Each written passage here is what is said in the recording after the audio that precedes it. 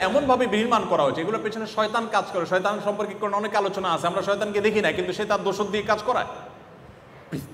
পৃথিবীর সভ্যতার যারা নিয়ন্ত্রক, যারা পৃথিবীর সভ্যতাকে নিয়ন্ত্রণ করছেন, তারা দেখবেন ইসলাম যেহেতু বলেছে পুরুষের জন্য টাকনুর নিচে পোশাক পরতে হবে, টাকনুর উপরে পোশাক পরতে হবে অথবা হাঁটুর নিচে, এই দুইটা মাঝখানে থাকতে হবে। এই জন্য দেখবেন এখন স্টাইল হলো হয় টাকনুর নিচে আর না হলে হাঁটুর উপরে, হয় হাফ প্যান্ট আর না হলে একেবারে টাকনুর নিচে যাও ফুল প্যান্ট, মাঝখানে থাকবে না। ইসলাম বলেছে নারীরা পুরুষদের বেশভূষা ধারণ করবে না। আল্লাহ তাআলা সৃষ্টিগতভাবে স্ট্রাকচারালি বডিতে পুরুষ এবং নারীর মধ্যে বৈচিত্র্য রেখেছেন না রাখেন নাই? মর্যাদাগত কোনো ব্যবধান আল্লাহ রাখেন নাই। যে ভালো কাজ করবে, নারী হোক পুরুষ হোক, আল্লাহ কোরআনে একাধিক জায়গা বলেছেন তার মর্যাদা আল্লাহ দিবেন। বাট সৃষ্টিগতভাবে আল্লাহ তাআলা বৈচিত্র্য রেখেছেন কি রাখেন নাই? রেখেছেন। এই জন্য নবী সাল্লাল্লাহু আলাইহি সাল্লাম সেই বৈশিষ্ট্য এবং বৈচিত্র্যটাকে ধরে রাখতে বলেছেন। এখন দেখবেন যে ইসলামে পুরুষদের জন্য নারীদের জন্য পুরুষদের বেশভূষা ধারণ করা নিষেধ। এখন আমাদের সভ্যতা এমনভাবে নির্মাণ হয়েছে যে উল্টা হয়ে গেছে। মেয়েরা দেখবেন তাদের পাজামাগুলো তৈরি হয় এমনভাবে যাতে টাকনুর উপরে থাকে, প্লাজো, বিভিন্ন রকমের ধুতি পাজামা, নানা রকমের পাজামা তৈরি হচ্ছে এখন নতুন নতুন।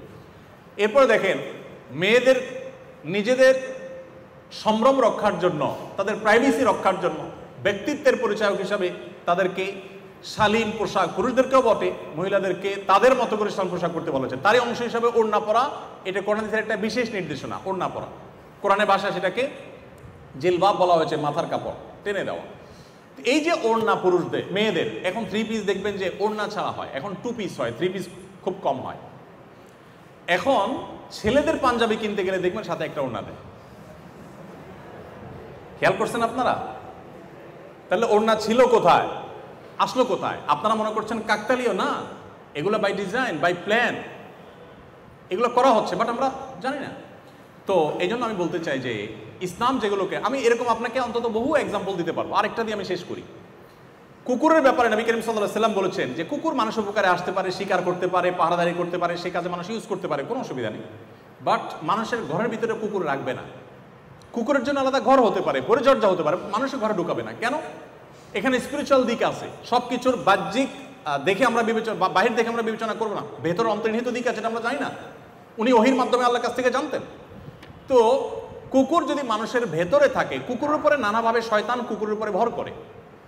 মানুষের ঘর বাড়িতে যখন থাকে তখন সেটা মানুষ প্রভাবিত হয়, মানুষ টেরও পায় না কিভাবে প্রভাবিত হয়। নবী সাল্লাল্লাহু আলাইহি ওয়াসাল্লাম নিষেধ করেছেন যে ঘরে কুকুর থাকে সেখানে রহমতুল ফেরেশতা আসে না।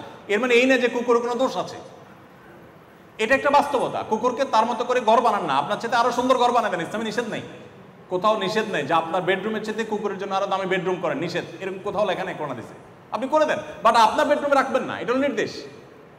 এর বিপরীতে সাহাবীরা অনেকে বিড়াল পালতেন, আপনারা জানেন। আবু হুরায়রা তার নামই হয়ে গেছে বিড়ালের বাপ, এত বেশি বিড়াল পালতেন, বিড়াল ভালোবাসতেন। এখনকার যে সভ্যতা বিনির্মাণ করা হয়েছে, যে সভ্যতা গোটা পৃথিবীতে এস্টাবলিশড করা হয়েছে, আপনারা দেখেন ঘরে ঘরে বেডরুমগুলোতে একমাত্র পশু হিসাবে স্থান পায় হলো কুকুর। আপনি কি একটু মেলাতে পারছেন? কোরআন হাদিস যেটাকে সবচেয়ে কঠোরভাবে নিষেধ করেছে, ওইটাকে সবচেয়ে কঠোরভাবে বাস্তবায়ন করা হয়েছে। আমি আপনাকে অন্তত 100 এক্সাম্পল দিতে পারবো এরকম, যে এগুলো কিন্তু কাকতালীয় না ভাই, এগুলো একটাও কাকতালীয় না, এগুলো সব বাই প্ল্যান, শয়তানের পেছন থেকে কাজ করছে। আমি সেদিকে আলোচনা বাড়াতে যাচ্ছি না, শুধু এটুকু বলবো সুদ থেকে আমাদের বাঁচার চেষ্টা করতে হবে। পৃথিবী সুদের উপরে দাঁড়িয়ে আছে, আমি কি করব এটা আমি বলবো না, আমার সাধ্য অনুযায়ী আমি চেষ্টা করব। এখন